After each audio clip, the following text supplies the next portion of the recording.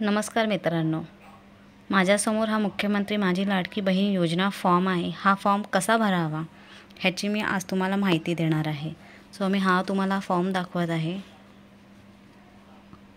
हा 2 पेजेसचा फॉर्म आहे आणि हा फॉर्म कसा भरायचा ह्याची डिटेल मी तुम्हाला थोडक्यात सांगणार आहे।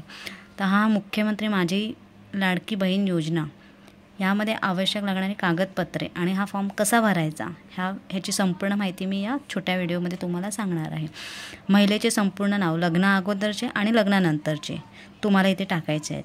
तुम्ही जर विवाहित असाल तर महिलेचे लग्नानंतरचे नाव टाकावे किंवा आणि लग्न अविवाहित असाल तर महिलेचे लग्नापूर्वीचे नाव टाकावे। तुमची जन्माची तारीख इथे टाकावी, दिनांक, महिना आणि वर्ग, अर्जदाराचा पत्ता आणि इतर माहिती, तुमचा जन्म कुठे झालेला आहे, कोणत्या ठिकाणी झाला आहे तिथे तुमचं त्या गावाचं नाव लिहायचं आहे। त्यानंतर इथे जिल्हा म्हणजे जिथे तुम्ही राहता त्या ठिकाणचा तो जिल्हा, गाव, शहर कुठलं आहे ते, ग्रामपंचायत, नगरपंचायत इथे डिटेल टाकायची आहे तुम्हाला। जिथे तुम्ही राहतात तो पत्ता टाकायचा आहे, पिनकोड, मोबाईल क्रमांक इथे तुम्हाला टाकायचा आहे। त्याच्यानंतर तुमची जात कुठली आहे, तुम्ही कुठल्या जातीमध्ये मोडतात, SC, OBC, ST, SBC याप्रमाणे इथे टिक करायचं आहे। तुमचा आधार कार्ड क्रमांक इथे न चुकता टाकायचा आहे। त्यानंतर जर तुम्ही इंडियाच्या बाहेर जन्मलेले असाल तर या ठिकाणी ती माहिती इथे भरायची आहे। अर्जदाराचे आता बँकेचा तपशील इथे तुम्हाला टाकायचा आहे। तुमचा रजिस्टर मोबाईल नंबर ज्या बँकेमध्ये आहे त्या बँकेचे इथे नाव टाकायचं आहे। तुमचं बँकेत खात्याचं नाव जे आहे ते इथे लिहायचं आहे।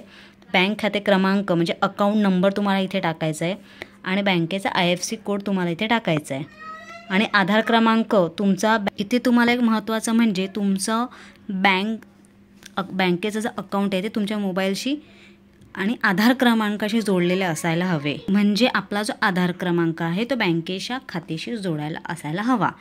तो नसेल तर तुम्ही आधी जोडून घ्या आणि इथे होय असं टिक करा। त्यानंतर आपल्याला आवश्यक लागणारी कागदपत्रे कुठली आहेत, तर आधार कार्ड तुम्हाला फर्स्ट लागणार आहे। त्यानंतर तुम्हाला जन्म प्रमाणपत्र लागणार, रेशन कार्ड तुमचं कुठलं आहे, केशरी असेल तर ते रेशन कार्ड तुम्हाला लागणार आणि शाळा सोडल्याचा दाखला। त्यानंतर तुमची पासबुक तुम्हाला इथे जोडायची आहे आणि अर्जदाराचा तुमचा फोटो।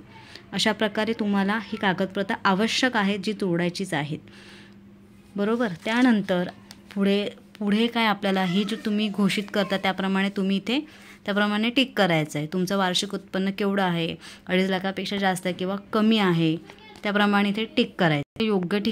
तुमच्या योग्य ठिकाणी तुम्ही इथे टिक करा। त्यानंतर तुमचं स्थळ, दिनांक, ज्यावेळी तुम्ही फॉर्म सबमिट कराल त्यावेळीची इथे तुम्ही तारीख टाकू शकता। इथे तुमची साईन करायची आहे, बस एवढंच फॉर्म। आणि इथली कुठलीही माहिती तुम्हाला भरायची नाही आहे, फक्त एवढीच माहिती भरून पहिला पेज आणि इथे साईन आणि इथे दिनांक टाकून तुम्ही हा फॉर्म सबमिट करू शकता। सो मित्रांनो, तुम्हाला माहिती कशी वाटली नक्की कमेंट करून कळवा। खूप सोपा फॉर्म आहे, लगेच भरू शकतात आणि लवकरात लवकर सबमिट करा। धन्यवाद।